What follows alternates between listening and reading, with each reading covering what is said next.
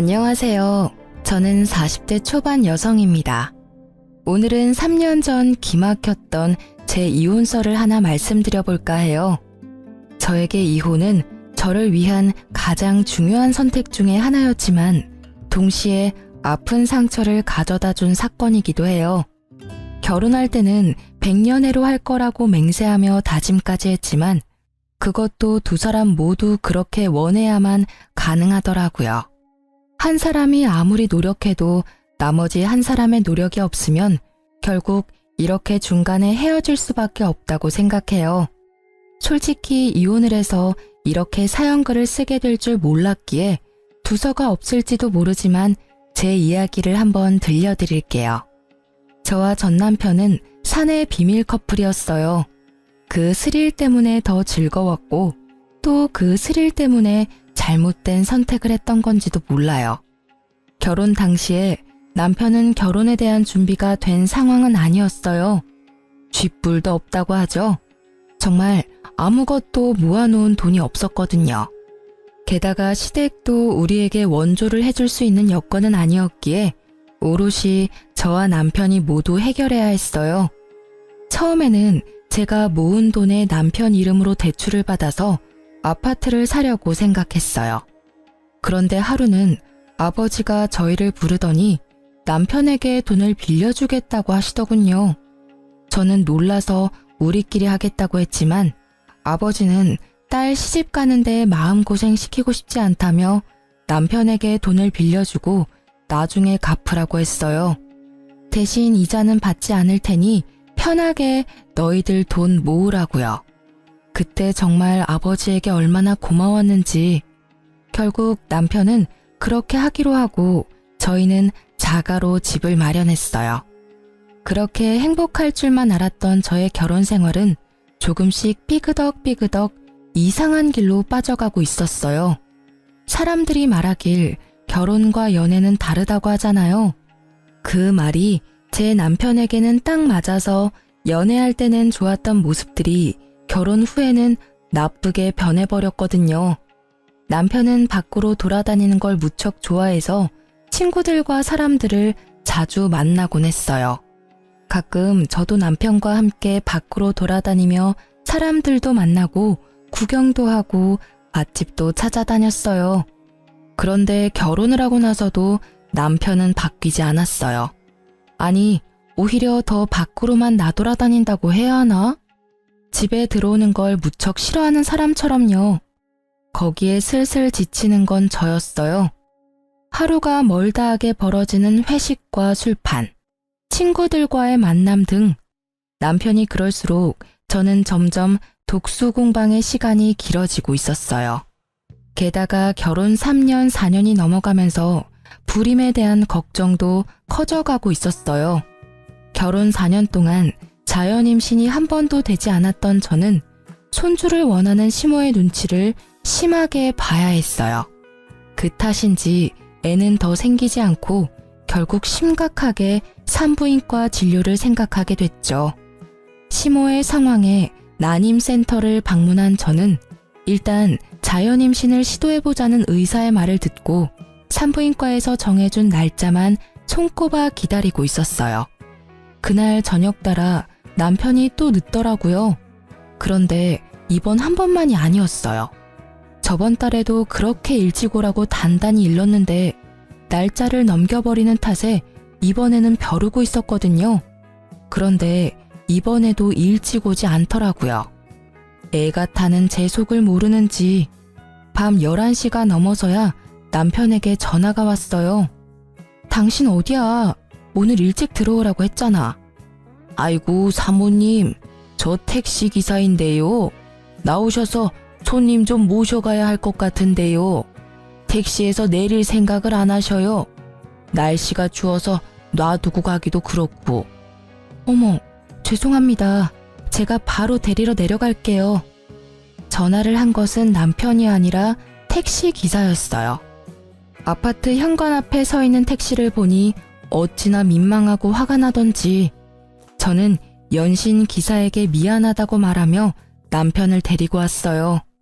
술에 쩔어서 몸을 가누지도 못하는 모습을 보는데 정말 한 대 쥐어받고 싶을 만큼 열이 받더라고요.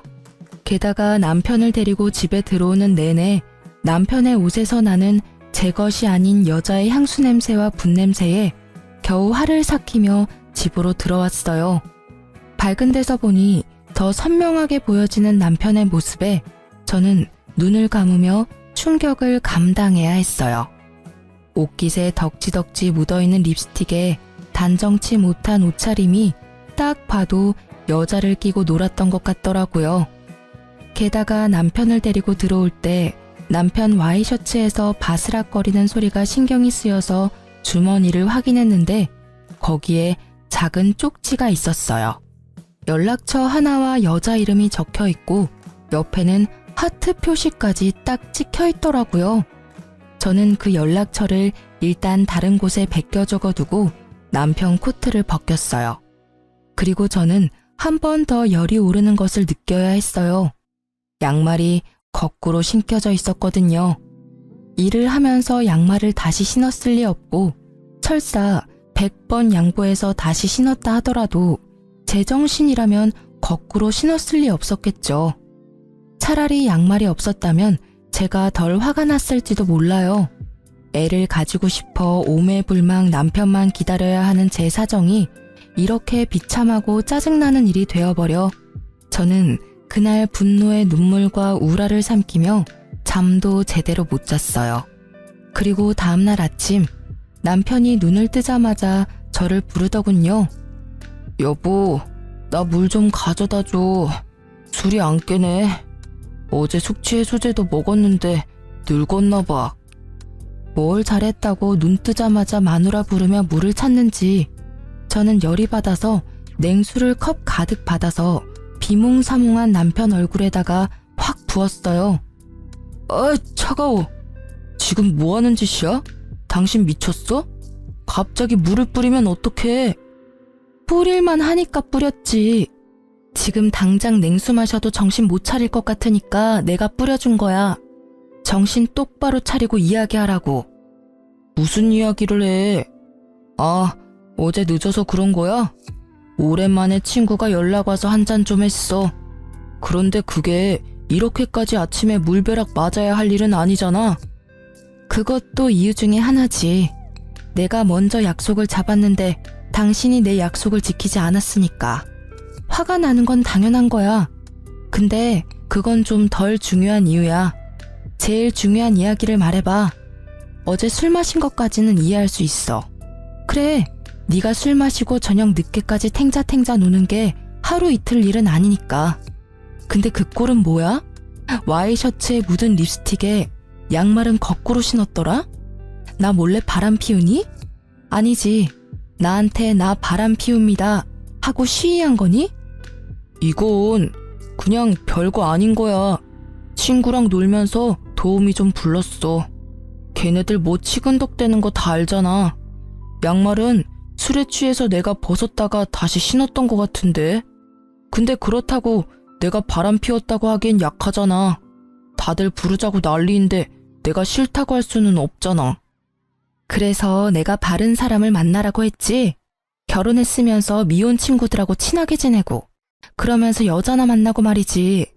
그리고 왜 매번 도움이나 부르는 친구들하고 노는 거야? 그렇게 여자가 좋아? 막 애교 떨고 치근덕거리니까 좋아? 당신 친구들은 그래도 돼. 결혼도 안 한 싱글이니까. 근데 당신은 결혼까지 했으면서 집에 있는 내 생각은 안 해?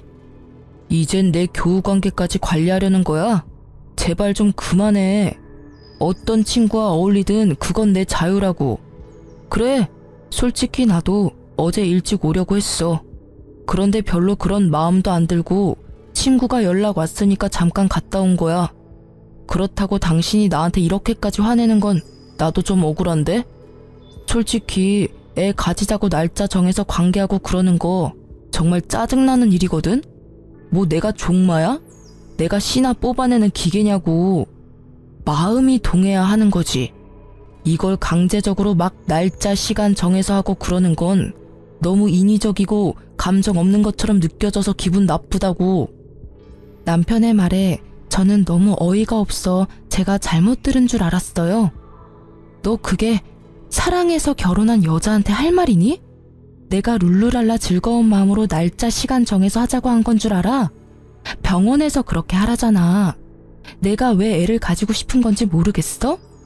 당신과 내 아이니까 가지고 싶은 거야. 그리고 애 갖는 게 내 생각 때문만은 아니지. 어머님은 요즘 매일같이 전화하셔서 애는 생길 것 같냐? 이번에는 생길 거다. 태몽을 껐는데 소식 없냐? 매번 그런 말만 하신다고. 당신한테 그런 말 안 하시니까 당신은 내가 얼마나 스트레스 받는지 모르지? 진짜 이런 면이 너무 마음에 안 드는 거야. 약속 거절 못하는 거 이해할 수 있어. 그런데 기분 나쁘다면 어쩔 수 없지. 사랑도 없는데 왜 살아? 여기서 끝내 그냥. 나는 당신하고 헤어져도 어차피 아쉬운 거 하나 없어. 내 말이 끝나자 남편의 당당하고 짜증나던 얼굴이 조심스럽게 바뀌더라고요. 그럴 수밖에 없죠. 저는 정말 아쉬운 게 하나도 없었으니까요. 사내 연애였지만 제가 이미지에 타격을 받을 일은 전혀 없잖아요. 잘못을 이 사람이 했으니까요. 부서도 달라서 자주 마주칠 일도 없거든요. 게다가 이 집은 어차피 아버지와 제 돈으로 산 집이니 지금 당장 이혼하더라도 남편은 유책 배우자가 돼서 집 소유권 주장은커녕 위자료만 더 내야 하거든요. 그걸 이해한 건지 남편이 제 눈치를 보더라고요. 당신 와이셔츠에 쪽지 하나 들어가 있었거든? 예쁜 여자 이름 하나랑 연락처, 그리고 하트 모양까지 있지. 도움이라도 이런 식으로 개인적인 전화번호 주고받으면서 만나면 외도가 아닐 리가 없잖아. 아니면 내가 이 전화번호로 전화를 한번 해볼까? 유부남 꼬셔서 뭐 하려고 했냐고. 혹시 또 모르잖아. 당신이 결혼 안 했다며 총각 흉내 냈다고 이야기해줄지도 모르지. 당신이 오늘 같이 놀았던 친구들 다 솔로잖아. 여보, 미안해. 진짜 뭐든 다 내가 미안해. 솔직히 좀 갑갑해서 집에 안 들어온 거야. 그리고 그 쪽지에 적힌 여자도 어제 처음 만났어. 여러 번 만났으면 연락처를 줬을 리가 없잖아. 그리고 진짜 아무 일 없었던 건 확실해. 술집에서 나와서 바로 택시 타고 집에 온 거야. 그런 모텔 같은 곳 들릴 시간도 없었다고. 앞으로 절대 이럴 일 없을 테니까 이번만 자기가 이해하고 넘어가줘. 응? 진짜 술 취해서 벌어진 해프닝 같은 일일 뿐이라고. 남편의 구구절절한 변명과 핑계에도 제 화는 가라앉지 않았어요. 왜인지 더 심하게 짜증이 나더라고요. 변명 같은 거 다 필요 없고 우리 애 가지는 거 다시 생각해보자. 이 상태로 애 가져봐야 상처는 애만 받아. 집에 매번 늦게 들어오고 친구랑만 노는 아빠, 육아로 고생하면서 신경질만 느는 엄마. 어느 쪽이건 애한테 좋지 못한 건 맞고 당신 말대로 당신 종마 취급 당하는 건 싫다니 그것도 내가 이해해줄게. 그치만 나도 지금 당장은 당신이랑 즐겁게 살 맞대고 싶은 기분 아니거든? 다른 여자랑 치근덕거린 당신하고 옆에 있는 것도 솔직히 불쾌해. 그러니까 시간을 좀 갖자. 제 말을 들은 남편은 더 이상 아무 말도 하지 않았지만 어느 정도 제 말을 이해하는 것 같더라고요. 그리고 그날 이후 남편은 회식도 친구와의 모임도 모두 자제하고 집에 일찍 들어오려고 애쓰더라고요. 그게 눈에 보이니 계속 화내고 있는 것도 좀 미안해지기도 했고 솔직히 조금 치사한 방법이긴 했지만 남편이 제정신을 차렸다고 생각했기에 마음은 좀 편해졌었죠. 그렇게 성실해진 남편은 매일 제 눈치를 보더라고요. 그리고 그 이후 한 달쯤 지났을까요? 명절 며칠 전쯤 갑자기 아버지에게서 전화가 왔어요. 나다. 미국에 있는 네 오빠 어제 한국 들어왔는데 연락됐니? 어? 오빠 한국 들어왔어? 아, 나한테 연락 먼저 하라니깐. 나 결혼하고 나서는 연락도 잘 안 되더라고. 남편한테 소개시켜준데도 극구 싫다고 해서 우리 그이는 아직도 나한테 오빠 있는지 모르는데 언제까지 숨겨야 될지 모르겠어. 근데 성이 다르니까 소개하면 우리 집 재혼 가정인 거 금방 알 테고.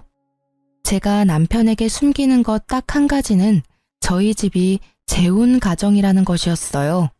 시댁에서 싫어하실까봐 조심스럽게 말한다는 게 아직까지 이야기 못해서 비밀이 되어버린 거죠. 오빠는 어머니가 이혼한 전 남편 사이의 자식이거든요. 서로 아버지는 다르지만 여느 가족들과 다름없이 잘 지내고 있어요. 마음의 준비가 되면 말해. 아직까지는 재혼 가정이라고 하면 싫어하는 집이 더 많아. 그리고 어차피 네 오빠는 미국에서 계속 살 거라고 하던데 한국에는 잠깐 들어왔다가 다시 나간단다. 그 전에 얼굴 보고 회포라도 풀어. 그래도 오랜만에 만나는 동복 오빠인데 할 이야기도 많을 거 아니야. 고마워 아빠. 오빠랑 나 자주 만나게 해줘서 엄마도 엄청 고마워하거든. 일단 내가 오빠한테 전화해 볼게. 오빠 시간 되면 가족 다 같이 밥이라도 먹어요. 내일 시간 비어나요? 아버지와 전화를 끊고 나서 저는 오빠와의 만남에 들뜨기 시작했어요. 오랜만에 보는 오빠라 하고 싶은 말도 듣고 싶은 말도 많았거든요. 오빠가 저를 너무 많이 기특해해서 저도 오빠에게 기댄 적이 많았으니까요. 남편에게 어떻게 이야기할까 고민하다가 결국은 남편에게는 친척을 만나러 갔다 오겠다며 거짓말을 하고 오빠를 만나러 갔어요. 오빠, 오랜만이야. 잘 지냈어? 그럼, 너도 잘 지내지? 나야 뭐 그렇지. 참, 너한테 부탁이 있는데 오빠 한국에서 처리해야 할 관공서 업무가 많거든? 그러니까 나 좀 도와줘라. 몇 년 나가 있었던 탓인지 아무것도 모르겠네. 한 2, 3일 정도 낮에만 좀 도와줘. 그렇게 해주면 이 오빠가 용돈 두둑히 챙겨줄게. 아싸, 용돈이라니. 얼마 만에 받아보는 거야? 역시 내 생각 해주는 건 오빠뿐이야. 오빠의 말이 저는 고맙기만 하더라고요.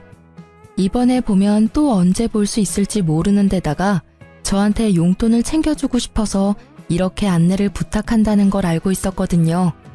어릴 때도 오빠는 저한테 별것도 아닌 부탁을 하고는 꼭 마지막에 알바로 번 용돈을 쥐어주곤 했거든요. 알았어. 연차 쓰고 오빠를 위해 안내역 해줄게. 그래, 그럼 오늘은 식사부터 할까? 그러고 보니 어디 호텔에 괜찮은 레스토랑 생겼던데 거기서 식사나 할까? 거기는 가격이 좀 싼 데도 맛집 많아. 내가 우리 동생한테 사주고 싶어서 그렇지.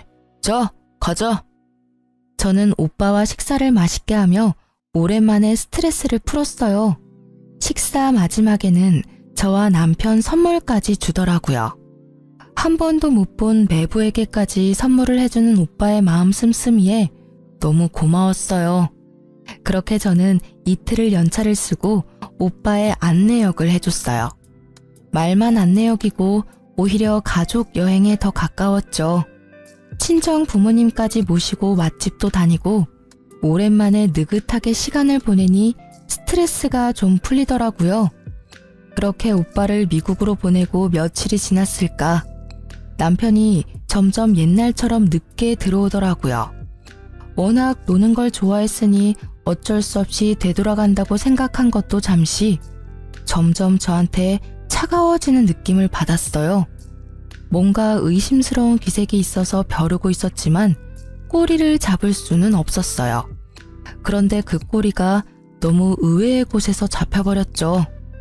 하루는 배달이 왔어야 할 새벽 우유가 아침에 보니 사라졌더라고요.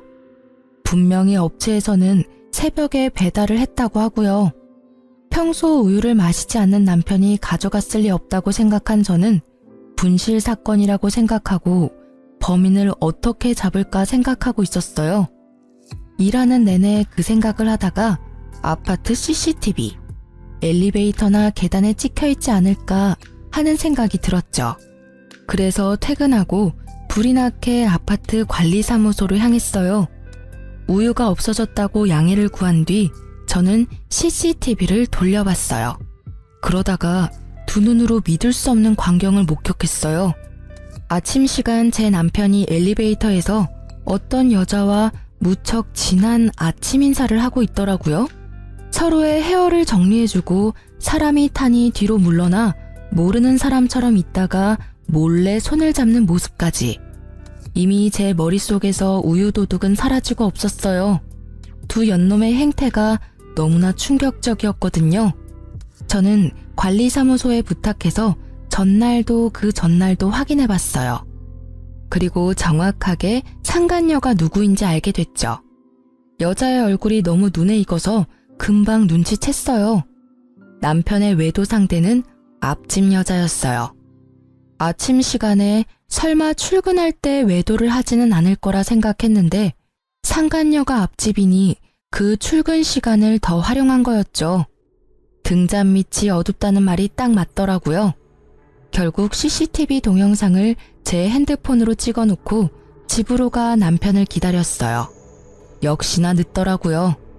저는 밤이 늦어질수록 거실이 아닌 현관에서 남편을 기다렸어요. 계단식 아파트라 앞집이 보이거든요. 둘이 밖에서 만나다가 들어오려면 같이 와야 하니까요. 그렇게 현관문 앞에서 기다리던 제 눈에 두 사람이 나타났어요. 역시 제가 잘못 본 게 아니라는 걸 확인이라도 시켜주듯 두 사람은 손을 잡고 앞까지 걸어오더라고요. 참 대담하기도 하지. 같은 층에 두 사람의 남편과 아내가 있는데도 저렇게 애정 행각을 하다니.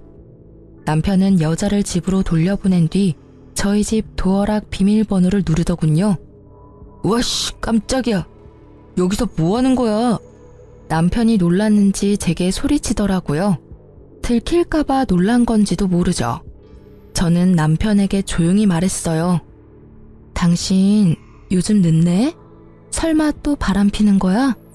제 말에 깜짝 놀랄 줄 알았던 남편이 잠깐 멈칫하더니 심드렁한 표정으로 그냥 소파에 앉더라고요. 그 여유 있는 몸짓에 차분하게 말로 하려던 제 인내심이 뚝 끊겼어요. 그 태도는 뭐야? 내가 묻잖아. 당신 바람 피냐고. 아, 너 의처증이야?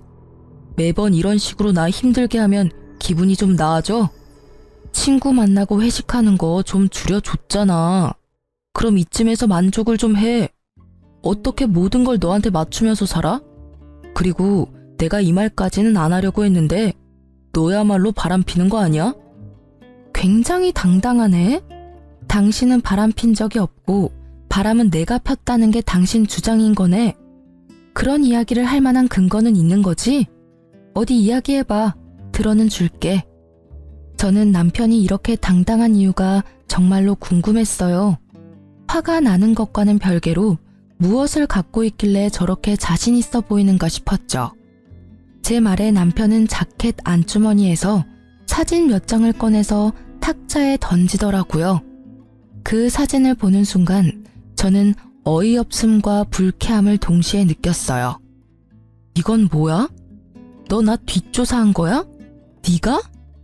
놀랐지? 그럴 줄 알았어. 바람 피우다가 딱 걸리니까 어때? 나한테 이런 쓰레기 같은 취급받으니까 기분 더럽지? 나도 그랬어. 별거 아닌 일로 사람을 쓰레기 취급하고 말이지. 마누라 바람 피는 거 보니 내가 왜 그렇게 했었나 싶기도 하고 자괴감이 드네. 솔직히 말하면 나를 종마 취급하는 데다 의처증까지 가진 당신이 바람까지 피워준 덕분에 당신은 유책 배우자가 확실해졌어. 반면에 나는 그때 한 번 이후로 별 문제없이 깨끗한 상태잖아. 외도도 하지 않고 얼마나 가정에 충실했는지 알지? 나한테 외도했다고 뭐라 하던 당신이 바람피는 걸 보니 이제 당신한테 질렸어. 그러니까 우리 이혼하자. 남편이 먼저 던진 이혼 이야기에 저는 터져나오는 실수를 참으며 냉정하게 말했죠. 이게 당신 생각이야? 이 사진 한 장으로 나한테 이혼하자고 말하는 거야? 내가 유책 배우자니까 너한테는 잃는 거보단 얻는 게 많겠네? 당연하지. 너한테 책임이 있으니까. 나한테 위자료 주는 대신에 이 집 넘겨주면 원만히 합의 이혼해줄게. 그럼 여기저기 소문날 일도 없고 깨끗하잖아. 그치? 너 지금 머리 제대로 굴렸네? 정말 화가 미친 듯이 나는데 너무 웃겨. 이 사진 한 장에 나한테 다 뒤집어 씌우겠다? 그런 신박한 생각은 어디서 나오는 거야? 그래, 이혼하자. 네가 이렇게 원하는데 해줘야지 않겠어? 나한테도 뭐 나쁜 일은 아니지. 제가 뜬금없이 웃자 남편놈은 그제야 어안이 벙벙한 얼굴로 저를 쳐다보더라고요. 이혼하자는데 웃으니 뭔가 잘못됐다는 걸 알아챘지만 제대로 아는 게 하나도 없으니 말도 못하고 쳐다만 보는 거죠. 당신이 이혼 얘기 먼저 꺼냈으니까 나중에 두말하면 안 되는 거 알지? 나는 절대로 이번 이혼 번복 안 할 거니까 그렇게 알고 있으라고. 우와, 상간남이 그렇게 잘해줘? 이혼하자니까 두말 없이 수긍하는 거 봐라. 나보다 당신한테 더 좋은 조건인 거 아니야? 근데 상간남이 당신이랑 결혼해 준대. 그쪽은 그냥 장난이었던 거 아니야?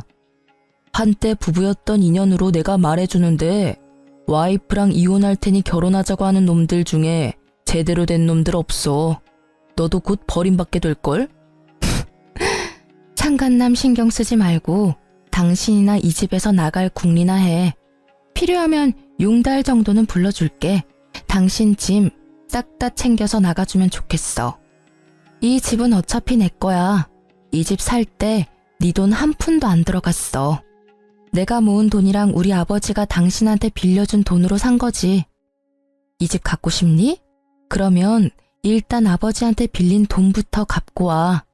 그리고 이 집 살 때 내가 낸 돈 나한테 돌려주면 이 집 줄게. 됐지? 계산을 그렇게 하는 법이 어디 있어? 당신이 유책 배우자인데 어떻게 내가 당신한테 돈을 줘야 하는 건데. 결국 소송으로 가자 이거야? 나는 이미 증거가 다 있다고. 당신이 유책 배우자라는 증거. 사진이 이거 한 장뿐인 줄 알아? 수십 장이나 더 있거든?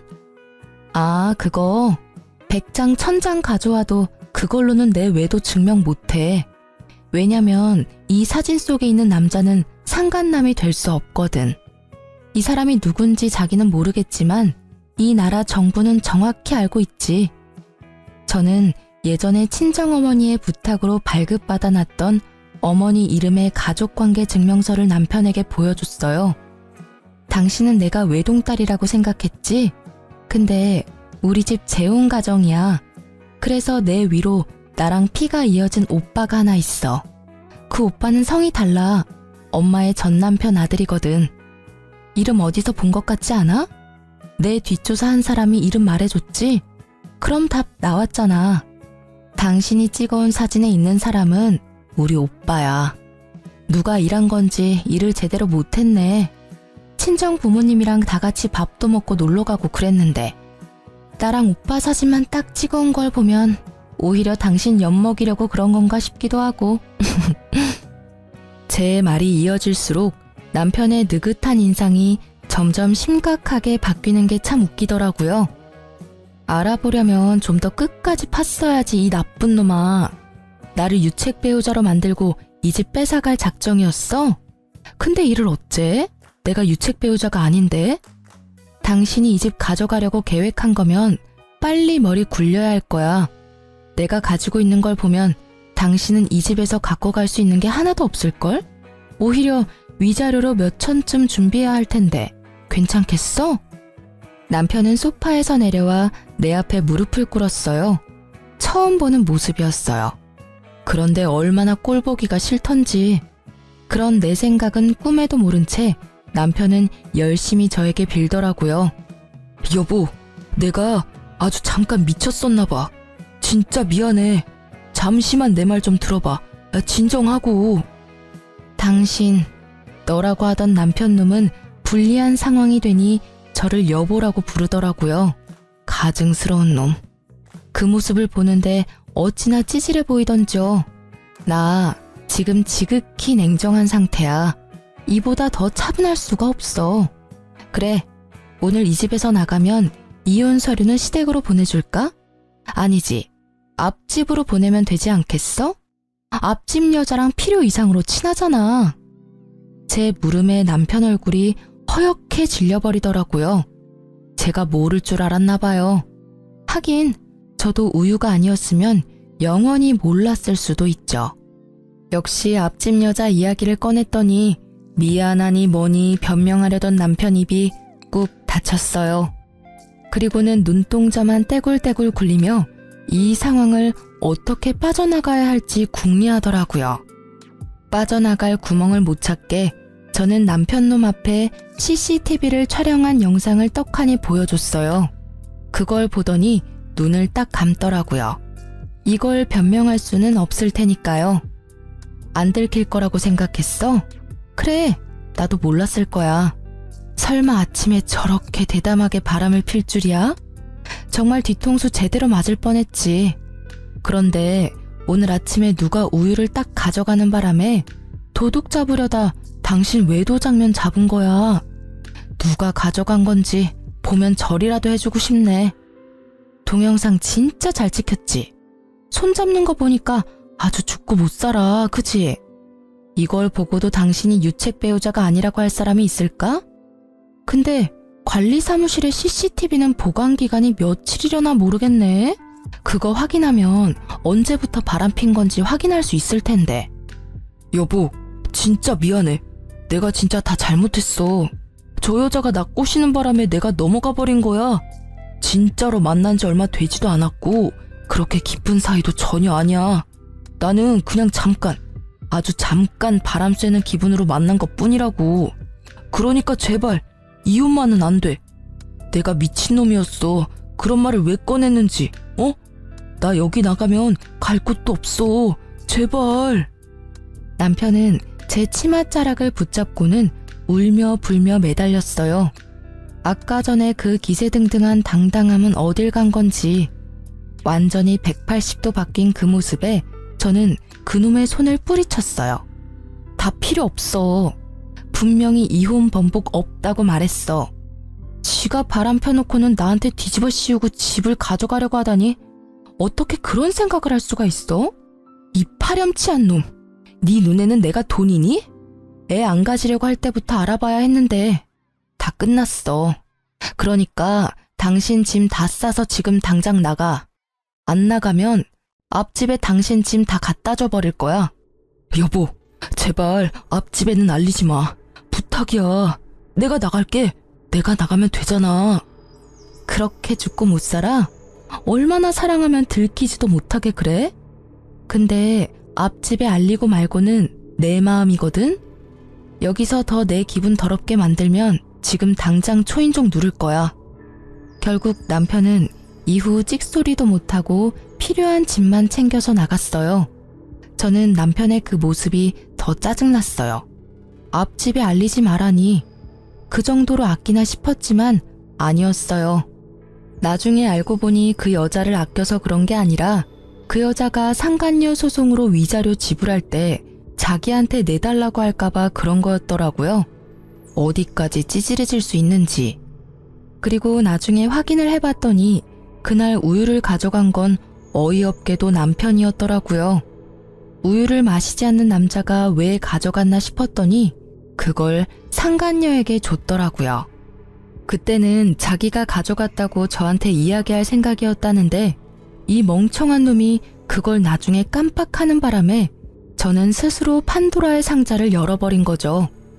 그리고 알고 보니 앞집 여자와는 반년 정도 사귄 상태로 생각보다 오랫동안 만남을 이어왔더라고요. 저는 앞집 여자에게도 화가 났어요.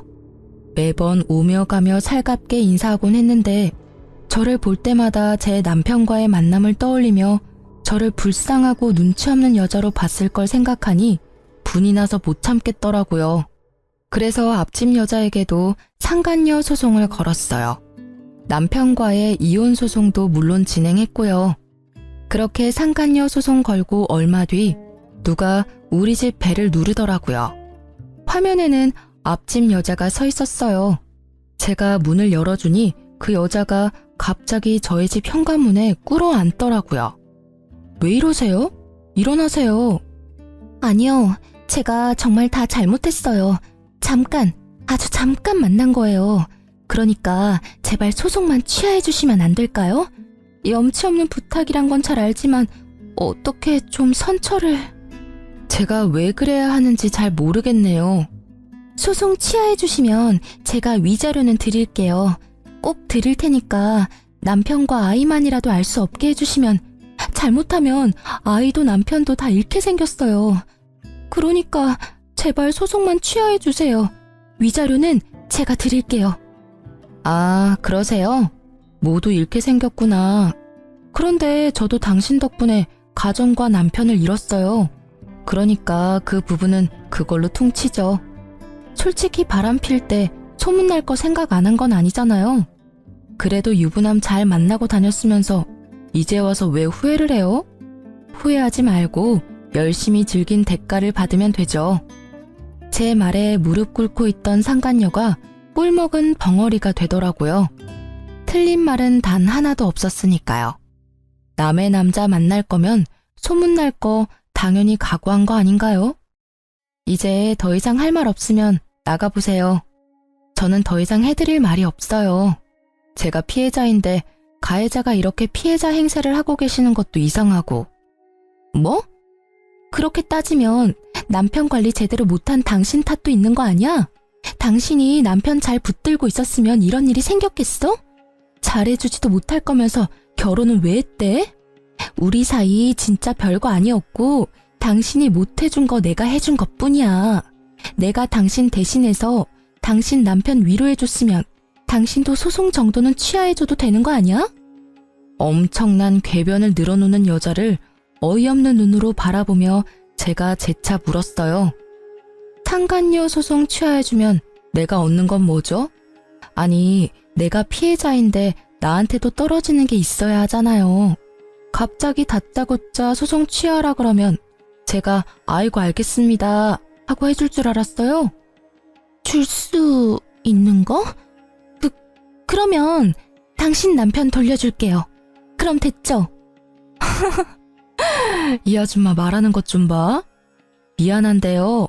남이 쓰다 버린 건 저도 필요 없거든요. 왜 굳이 그 쓰레기를 저한테 주려는 건지 모르겠네요. 저한테 줄 게 그것뿐이라면 저는 취하지 않을 거예요. 아니, 전 진짜로 당신 남편이랑 깊은 사이 아니라고요. 진지한 마음이 요만큼도 없었고 나한테는 남편이 메인이고 그쪽 남편은 사이드 메뉴 정도예요. 그러니까 그 정도밖에 안 되는 사이라는 거예요. 본인이 그 말 들으면 아주 좋아하겠네요. 근데 어쩌죠? 이야기할수록 점점 소송 취하하기 싫어지네요. 남편분이랑 아이들에게 뭐라고 변명할지 잘 생각해 두세요. 그럼 이만 나가주세요. 주거 침입으로 신고하기 전에. 나사가 하나 빠진 것 같은 상간녀와의 만남을 끝으로 이혼 과정이 빠르게 진행됐어요. 제가 예상한 대로 남편 놈은 제게 위자료를 물어주게 되었고 우리 집에 대한 소유권도 주장하지 못하게 됐죠. 그리고 상간녀 소송에서 상간녀가 저에게 위자료를 지급하라는 판결이 난 뒤 앞집에서는 큰 소리가 자주 나더라고요. 보암 소리와 싸우는 소리, 우는 소리도 나고요.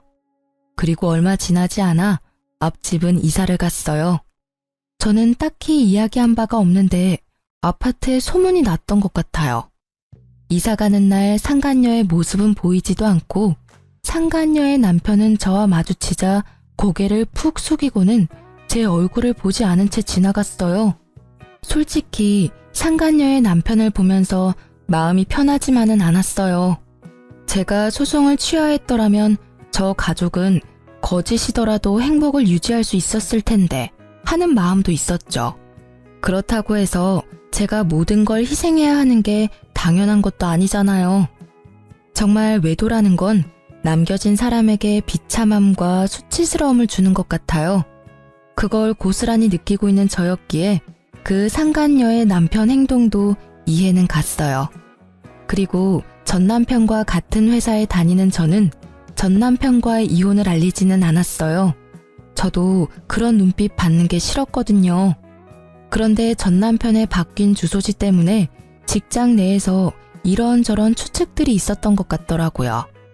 물론 저와의 냉랭한 분위기도 한몫했겠지만 제 주소가 그대로인데 남편만 바뀐 걸 보고 뭔가 문제가 있었다는 걸 다들 눈치챈 것 같았어요. 그런데 그 뒤에 진짜 웃긴 일이 있었어요. 같은 부서에서 일하는 직원이 조심스레 저한테 다가와서 말을 걸더라고요. 같은 부서지만 친하게 지내지는 않았고 솔직히 일보다는 소문을 더 좋아하는 성격이시라 조용한 저와는 크게 접점이 없었던 탓에 약간 의아했죠. 그런데 다짜고짜 묻더라고요. 저기, 정말 이혼한 거 맞아요? 네, 맞아요. 솔직히 이제는 별로 말하기 힘든 일도 아니에요. 궁금한 거 있으면 물어봐요. 아니, 궁금한 게 있는 건 아닌데 지금 저쪽 부서 난리 났거든요. 왜요? 요즘에 이혼이 뭐 그리 대단한 이슈라고. 그게 아니라 얼마 전에 이혼 확실하다고 이야기 나왔잖아요. 그 뒤로 그 부서에 그 사람 애인이라고 주장한 사람이 글쎄 3명이나 된대요. 진짜 대단하지 않아요? 어떻게 동시에 3명을 만나죠? 3명이 아니라 최소 5명이겠죠. 저와 상간녀까지 포함하면 말이죠. 아, 이혼 전에 오피스 와이프들의 존재를 알았어야 했는데 그러면 위자료를 몇 명한테 더 받을 수 있었을지도 모르죠. 저는 그 이야기에 웃음밖에 안 나오더라고요. 저와 결혼까지 가지 않았다면 저도 그 수많은 오피스 와이프들 중 하나였을 거라는 생각이 들었거든요. 비밀 연애를 하는 이유가 외도를 숨기기 위함이었다니. 결혼 후에도 그 많은 여자와의 관계를 유지하기 위해서 저녁에 집에 올 시간이 없었던 모양이에요. 그런데 갑자기 그 숨겨진 여자들이 자기가 애인이라고 두 손 들고 나선 이유가 있더라고요. 바로 제가 사는 그 집이 그 남자 소유라고 생각한 것 같더라고요. 그래서 여자들이 바로 기정사실로 만들려고 한 것 같은데 알고 보니 그 애인이 한둘이 아니어서 그 난리가 난 거였어요. 전 남편은 알고 보니 제가 품을 수 없을 만큼 큰 사람이었어요. 애정이 얼마나 많으면 그 많은 여자를 동시에 만날 수 있었는지 제가 이혼한 것도 당연하다는 생각이 들었어요. 아니, 처음부터 인연이 아니었던 건지도 모르죠. 그냥 수많은 여자의 하나로 끝났으면 그렇게 비참한 꼴은 당하지 않았을지도 모르는데.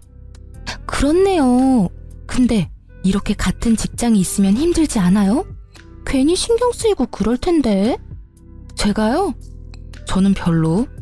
신경 많이 쓰이는 사람이 먼저 나가겠죠. 저는 크게 신경 안 써요. 그리고 오피스 와이프가 100명이건 1000명이건 저랑은 이제 관계 없는 사람이고요. 그분도 이제는 싱글이니 어떤 여자든 만날 권리가 있죠. 우와, 대단해요. 어떻게 그렇게 쿨하게 생각할 수가 있죠? 본받아야겠어요. 직원에게는 그렇게 말했지만 사실 쿨하다기보다는 이제 그냥 관심이 없어진 거에 불과했어요. 나랑은 연이 없는 사람이고 뭘 하든 나하고 연관될 일 없을 거라고 생각하니 차라리 마음이 편안했거든요. 부서가 달라서 얼굴을 자주 못 보는 것도 다행이긴 했고요. 결국 의자왕으로 등극한 전 남편의 어마어마한 여성 편력으로 그 부서는 그렇게 한바탕 뒤집어지고 전 남편은 천하의 나쁜 놈이 되어버린 채 이후 회사에서 퇴사했어요. 스스로 나간 것으로 되어 있었지만 실제로는 권고 사직이라고 하더라고요. 하긴 결혼한 시기에 바람을 핀 것 정도면 회사에서 개인사로 치부할 수 있겠지만 여직원들이 4-5명이나 한 남자와 연관되면 회사 차원의 일이 되어버리니까요. 그렇게 나가고 어디로 취직했는지 뭐라고 지내는지는 들은 적 없어요. 다만 자주 만나던 친구들과도 만나지 않는다는 걸 보니 어지간히 경제적으로 힘든 모양이더라고요. 이혼했을 때는 정말 별의별 생각이 다 들었거든요. 우리에게 아이가 있었으면 좀 달라졌을까? 내가 좀 더 예쁘게 꾸미고 치장했다면 달라졌을까? 뭐 이런 생각들요. 그런데 그런 생각은 할수록 점점 우울해져 가기만 하더라고요. 사랑이라는 건 꾸며서 되는 건 아니잖아요. 있는 내 모습 그대로를 사랑해줄 사람을 찾아야 하는데 그 남자에게 저는 사랑의 형태가 아니라 돈이었던 것에 불과한 거죠.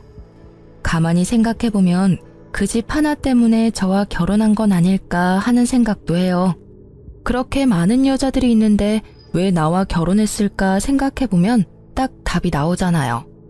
저는 혼자가 된 뒤로는 혼자가 편해서 비용까지 생각했었는데 아버지가 저에게 그런 놈 때문에 인생 포기하기엔 제가 너무 아깝다며 사람을 소개시켜줬어요. 아버지가 잘 아는 사람이라서 믿음이 가기는 했는데 제가 워낙 크게 남자에게 대었던지라 쉽게 마음을 내놓지는 못하겠더라고요. 그렇지만 꾸준하게 저와 연락해주고 저를 최우선으로 생각하고 행동하는 그 사람 모습에 연애 2년을 끝으로 재혼을 하게 됐어요. 결혼하고 나니 더 가정적이고 저를 사랑해줘서 지금은 사랑받는 세댁으로 행복하게 보내고 있답니다. 그리고 여담이지만 만난 지 2년 만에 아이가 생겨서 귀여운 아들 하나 낳고 잘 살고 있는 중이에요. 이렇게 잠든 아이를 바라보면 제가 지금 잘 빠져나왔다는 생각을 하곤 해요. 저처럼 이혼을 해야 하나 말아야 하나 고민하는 분들이 계시다면 다른 것 말고 나 자신부터 생각해 주세요. 그래야 나중에 나를 지킬 수 있거든요. 글로 쓰다 보니 엄청 길어졌네요. 제 글이 누군가에게는 도움이 되었으면 좋겠어요. 다들 읽어주셔서 감사합니다.